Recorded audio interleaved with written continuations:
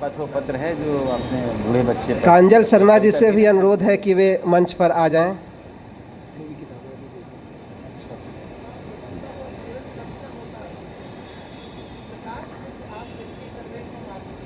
जी जी।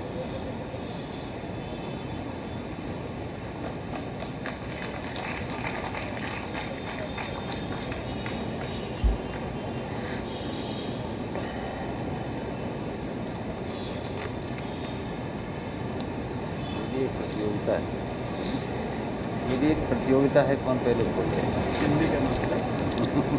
इसको इतना बहुत ज़्यादा ही पैक कर दिया गया है।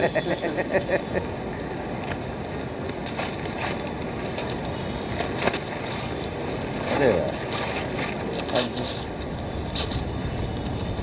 राज्यसभा सांसद और एसएल ग्रुप के चेयरमैन डॉक्टर सुभाष चंद्रा की आत्मकथा जेड फैक्टर के हिंदी संस्करण का लोकार्पण हो रहा है।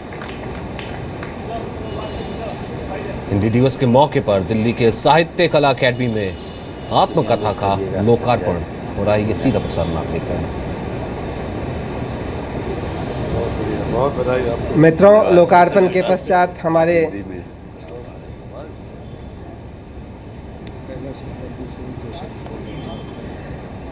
अतिथियों से अनुरोध है कि वे कृपया स्थान ग्रहण करें और अनुवाद चल रहा है। श्री कैलाश सत्यार्थी जी से अनुरोध होगा कि वे इस अवसर पर 2 शब्द कहें।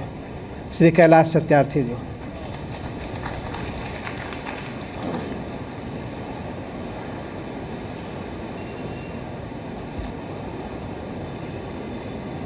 सबसे पहले तो मैं आप सबको हिंदी दिवस पर बहुत बहुत बधाई और शुभकामना देना चाहता हूं। और इस आयोजन में मुझे मज़ा आया। थोड़ी देर के लिए मैं बैठा और अशोक भाई और सुभाष जी को काफ़ी मुश्किलात का सामना करना पड़ा, क्योंकि हमारे यहाँ अब भी लोग ये मानते हैं कि शायद हिंदी और अंग्रेजी के बीच में कुछ टकराहट है। भाषा तो सभी अच्छी हैं और जितनी भाषा जितनी शिद्दत के साथ जितने अच्छे तरीके से आए हैं उतना अच्छा है। लेकिन अगर एक राष्ट्र के नाते हम अपनी राष्ट्रभाषा पर गर्व नहीं कर सकते और किसी न किसी रूप में अगर हम उस मानसिक गुलामी के शिकार अभी भी बने रहते हैं कि हमें अपनी राष्ट्रभाषा में बोलने में संकोच हो, शर्म आए, और दूसरे की किसी भाषा को जब शायद हम अच्छी तरीके से बोल भी नहीं सकते, बहुत सारे लोगों को मैं जानता हूँ, लेकिन अंग्रेजी में कुछ गटर पटर करने में उनको लगता है कि कुछ इज्जत बढ़ रही है। सही बात।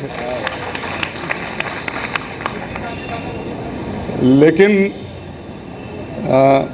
मैंने, जैसा सुभाष जी ने भी कहा और अशोक जी ने भी, कि अंग्रेजी हो, फ्रेंच हो, स्पेनिश हो, जर्मन हो, जापानीज़ हो, चाइनीज़ हो, ये बहुत संपन्न और बड़ी भाषाएं हैं।